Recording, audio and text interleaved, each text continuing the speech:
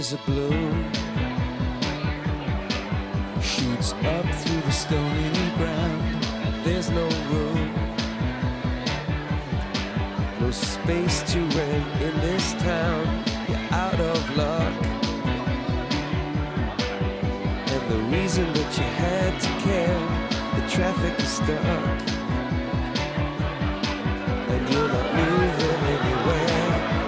You thought you found a friend to take you out of this place, someone you could lend a hand in return for grace. It's a beautiful day. Sky falls, you feel like it's a beautiful day. Don't let it get away on the road, but you got no destination in the mind. In a maze of imagination, your love is down. Even if that doesn't ring true, you've been all over, and it's been all over you. It's a beautiful day. Don't let it get away. It's a beautiful day.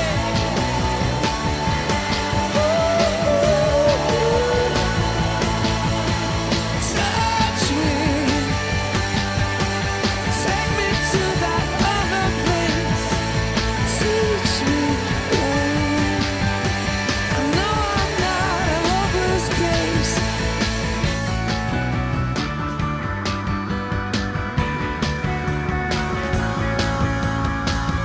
See the world in green and blue. See China right in front of you. See the canyons broken by cloud. See the tuna fleets clearing the sea out. See the bedroom fires at night.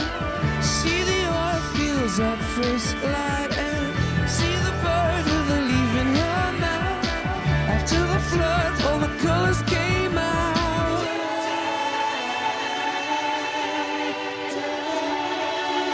It was a beautiful day. Don't let it get away. Beautiful day.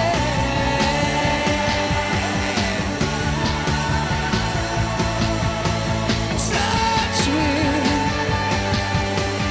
take me to that other place. Reach me. I know I'm not a hopeless case. What you don't have, you don't need it now. What you don't know, you can feel it somehow. What you don't have, you don't need it now. Don't need it now. It was a beautiful day.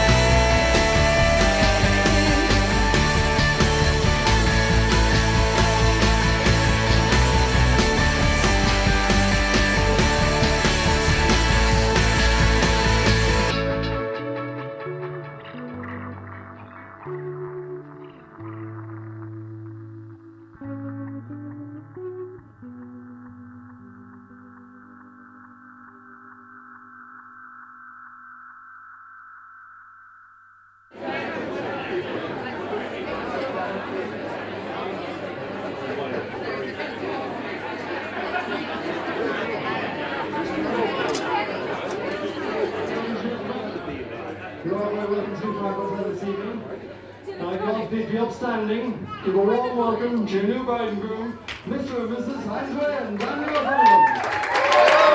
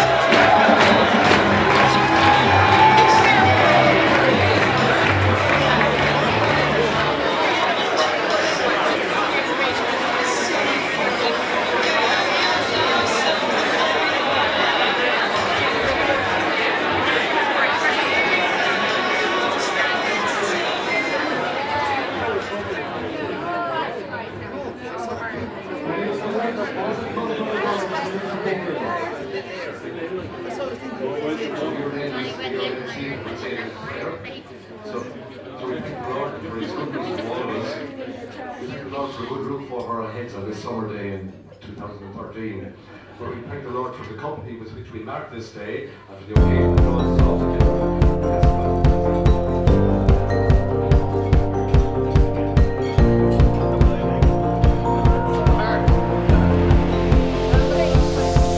It's a beautiful night. We're looking for something dumb to do. Hey baby, I think I wanna marry you. Is it the look in your eyes, or is it this dancing juice? Who cares, baby? I think I wanna marry you. Well, I know this little chapel on the boulevard we can go. No one will know.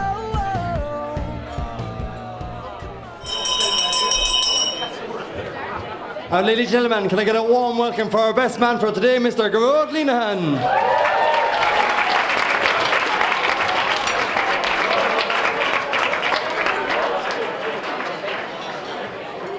Hi everyone.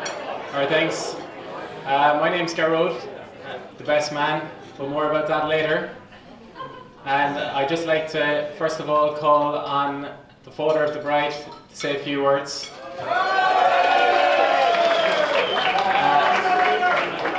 Reggie, otherwise known as John Brennan.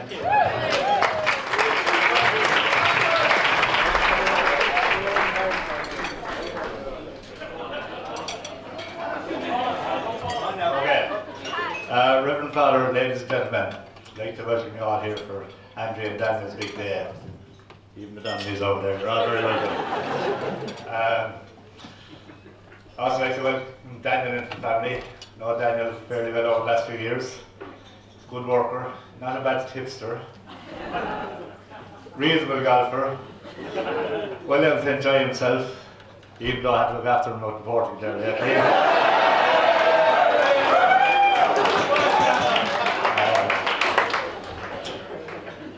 Andrea.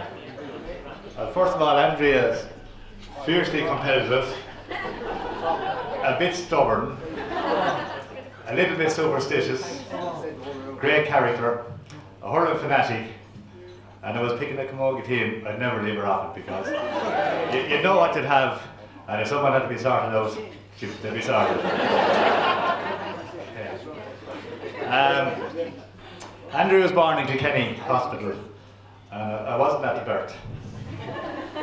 Lads, I don't know what you'd be doing there.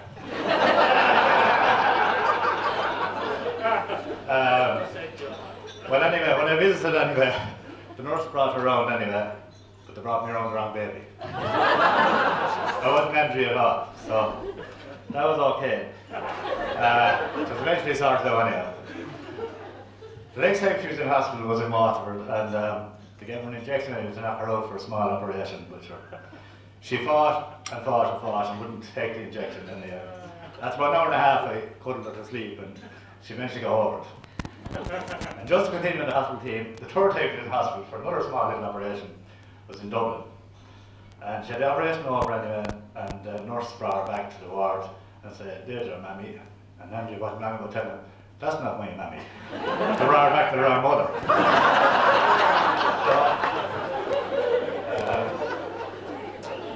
She done well for herself in school and college, and she really worked hard at it. Really worked hard at it. She wanted to be a solicitor from the time she was about 10, I think, and she made sure she got there, and it wasn't handy. She worked hard at it and done it. And she's a great character that way. And then we get to hurling. Do you remember the Kilkenny Cork rivalry there in the early 2000s, 2002 and 3 and 4 and 5? Do you remember that? I think Kilkenny won 2002 and 3 and Cork won 2004 and 5. Well, Andrea got kind of a bit pissed off after that, so she said, this thing has to be sorted. So 2006 anyway, she said, we're going to do things right. So superstitious came into this, so every match we went to, same crew in the car, Amy, Mike, myself and Andrea. Up to Dublin anyway, same clothes, every day. Won 2006, following year 2007, same crew. same jeans, same. One 2007, 2008, same story, one. 2009, same story, one. 2010, I think I took a wrong turn above in Dublin and she wore the wrong jeans. Kilkenny lost. Back to 2011 anyway. She was born in Dublin now, I think, at this stage, so we're still the same crew. Back to Amy, myself, and I, up to Dublin, one. 2012, now the jeans are 7 years old at this stage. Back on with the jeans, 2012, up to Dublin, same crew, one job everything, so not much more to be said there, right? Okay. So, the jeans are 7 years old at this stage, still wearing them. But anyway, I hope everybody has a great day here. And Andrea and Daniel are a great couple. Will be a great couple. I know I'm going to be friends with Daniel for a long, long time. And two of you couldn't get better, lads. If you're ever in bother, the two of them look after you, that's a guarantee. And we look after them as well. So thanks everybody for being here, and I hope you really enjoyed tonight. Thanks very much.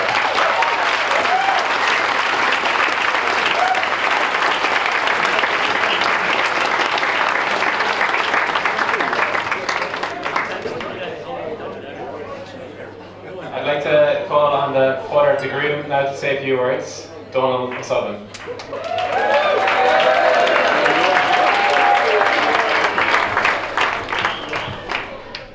Reverend Father, ladies and gentlemen, I'd like to thank you all for coming this evening, and the people that travel long distances and short distances. I'd like to welcome Andrea into the O'Sullivan family. And I was supposed to have a speech here this evening, but my good neighbour left me down badly. He promised me he'd be down a week ago, and I'm still waiting for it. So that's all I have to say this evening. Enjoy the evening.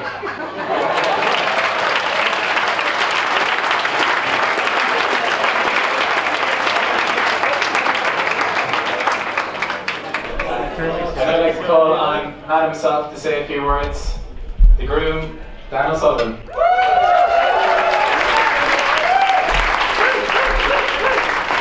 Thanks very much, Claude. I've been telling Andrew over the last few weeks what a great speech I was going to give tonight, and how much preparation was going to go into it, and what an unbelievable performance I was going to give.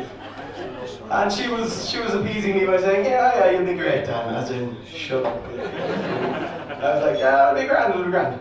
And then last week, I sat down to actually write the speech, and I went, oh my God.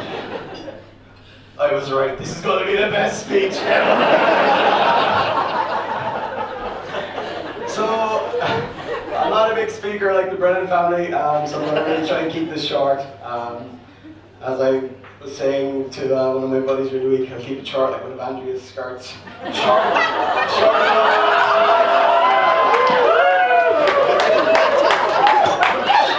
enough to cover the important bits. Long enough to keep me interested.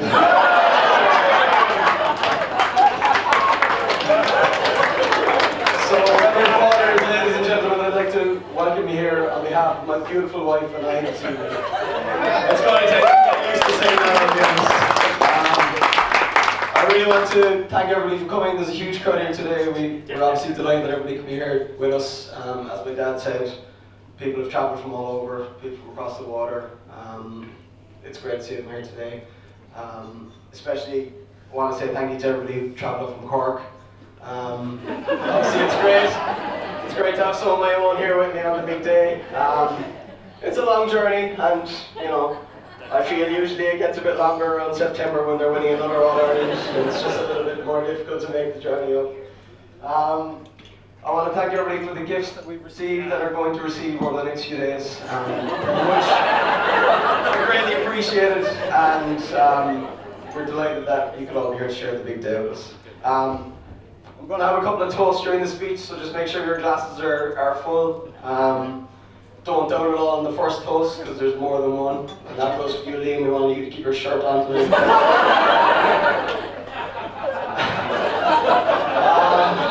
So there's a few people who couldn't be here today with us. I just wanted to give them special mention. My cousin David, who we lost a few years ago, my grandparents, Andrea's grandparents, and her grandmother Sheila, who couldn't be with us here today due to illness.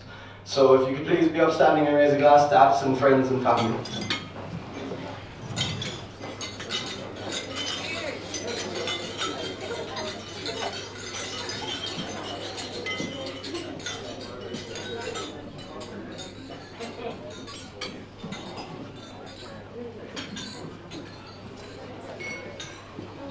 I'm going to start the thank yous. My speech is going to be full of them. I want to thank Father Dan for the Mass today. It was beautiful, I thought. I know the GA team that we've had running through the wedding has been pretty popular. I think it was carried through to the Mass today, and it was very, very nice for both of us, so thank you for that.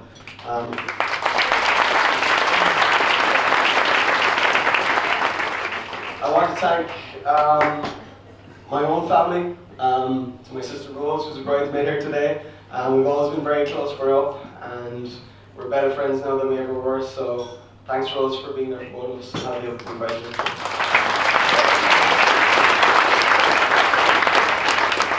I want to thank my parents. They made me the man I am today. I wouldn't be here without them.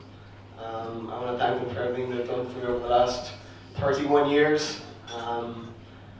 You've been unbelievable, and I think if myself and Andrea have, half the life that you guys have had, and both in our relationship and in our future, then we'll be very, very successful. So thank you for everything.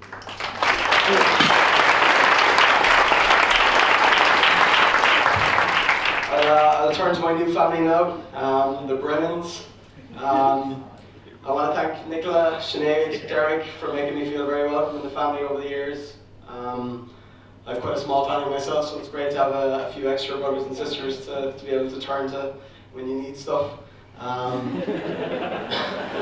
Obviously, if they need stuff, I'm here for it. I swear, every time I'm down in Thomastown, I have to fix a laptop or an iPod, something technology-wise, I don't know. I want to thank Mag and John. They've made me feel very welcome into the family. Mag, specifically, I was talking to Mag during the week, and she said, really, I should be thanking you. She actually did say that.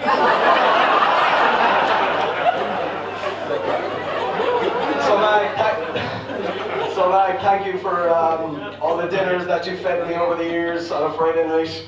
We'll be coming down from Dublin, and Andrew would be ringing ahead to see what was on the menu. I've garnered a bit of a reputation down at Kilkenny as a bit of a food hound, and not only have I got a reputation, I've got a few extra pounds to show for all those dinners, so thanks for that. Thank you, John, for accepting me into the family and those kind words.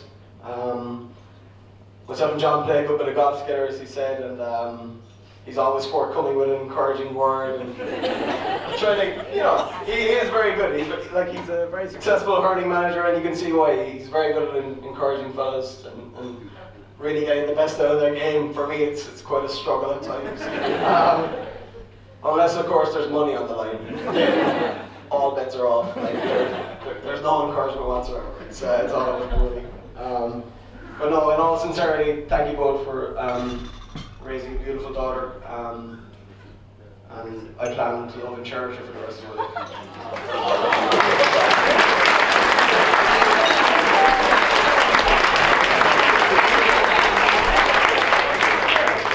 I've got one more Brennan to talk about, so I'll move on to her now. Mrs. O'Sullivan, here next to me. My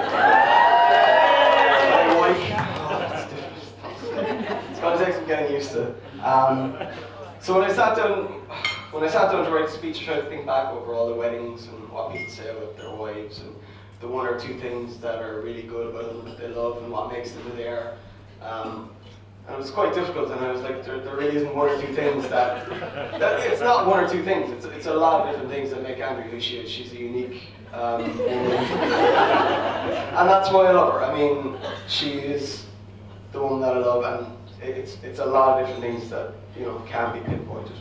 I met Andrea down in UCC back in 2004.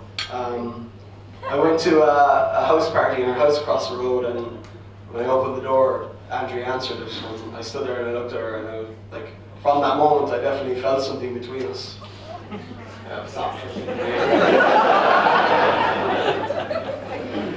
So we got introduced and we had a good chat over the night, and what struck me about her was that she was so down to earth. It was amazing how well we got along that first night, and we stayed in touch after that, and obviously things developed and went from there.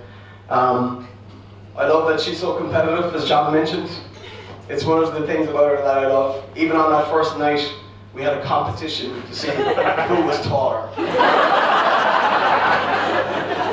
I know that sounds pretty ridiculous right now, but I wanted it. I knew I could marry this woman, and if she was taller than me in bare feet, I couldn't do it. So we had the measuring tapes out and the rulers, and we were up against walls, and people were marking us, and anyway, I won, and here we are today. So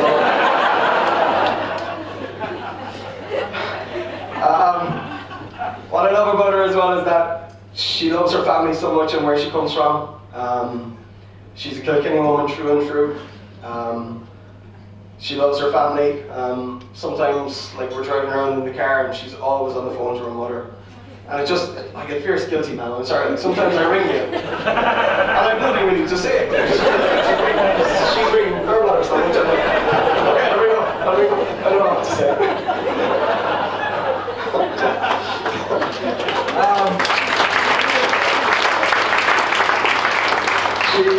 She loves Kilkenny so much. For a woman who's lived in Cork for years and now in Dublin with me, in fact, a little known fact about her is that a few years back when she lived in Cork, she did get offered a trial for the Cork Camogie team. She turned it down instantaneously because the idea of playing for anybody other than Kilkenny absolutely horrified her. She could not imagine playing for Cork in any way at all. So that'll give you an indication of what the woman is like. As John said, she's very superstitious. Every All-Ireland, even though we live in Dublin and the match is on in Dublin, we have to go down to Kilkenny. As he said, she puts on the same clothes, gets in the car with the same people, and drives up. Which is all well and good. I mean, that's fine, fair play to her, but it leaves Dickhead here to drive back over this one.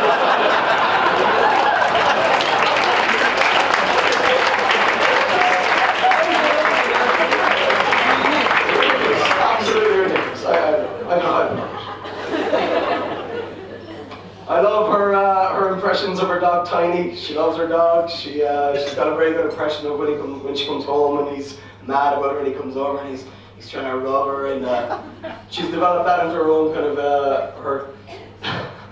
well, let's just say she does it to me sometimes.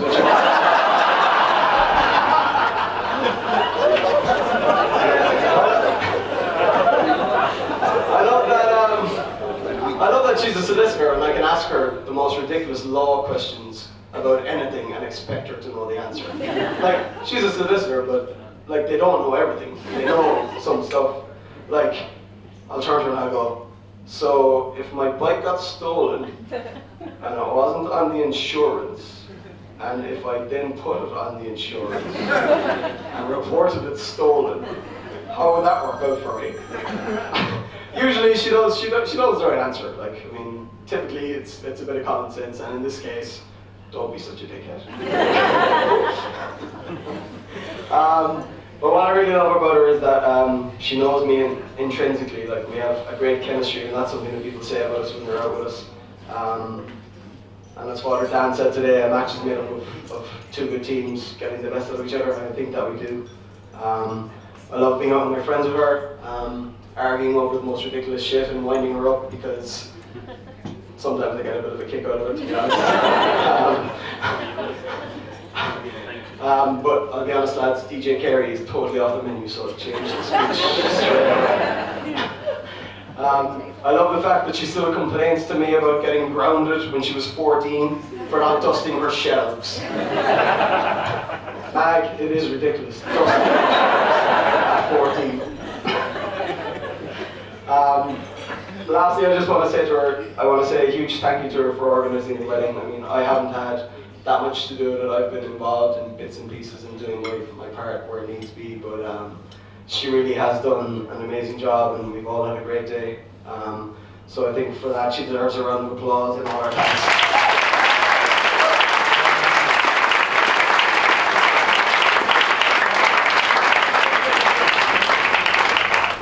So yeah, that's pretty much it for me. We've had some great experiences over the last 9 years, and I'm looking forward to many more in the future. Thank you.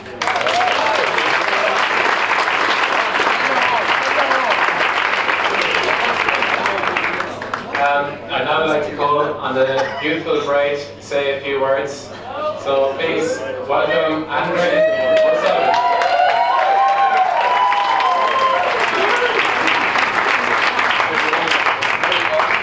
Don't worry, I'm really not going to say much, so that's alright.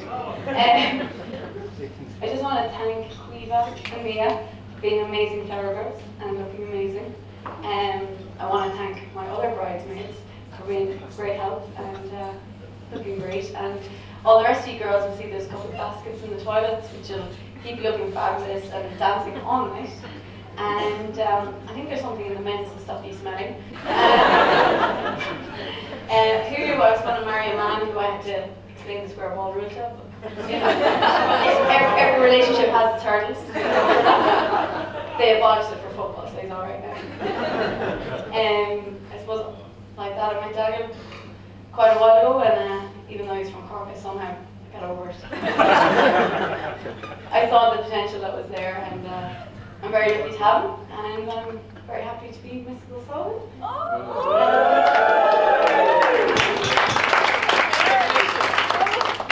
And I just want to say thanks to all the girls for coming on the hen, and I hope you can dance as well tonight.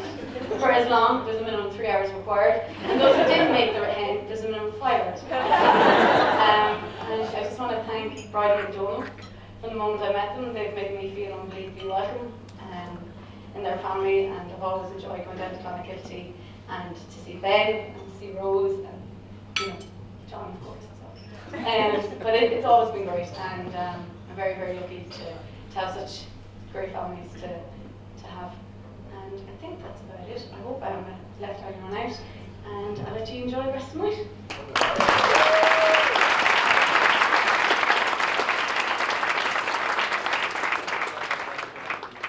So Daniel and Andre are just going to give some gifts to their parents. So a round of applause, please.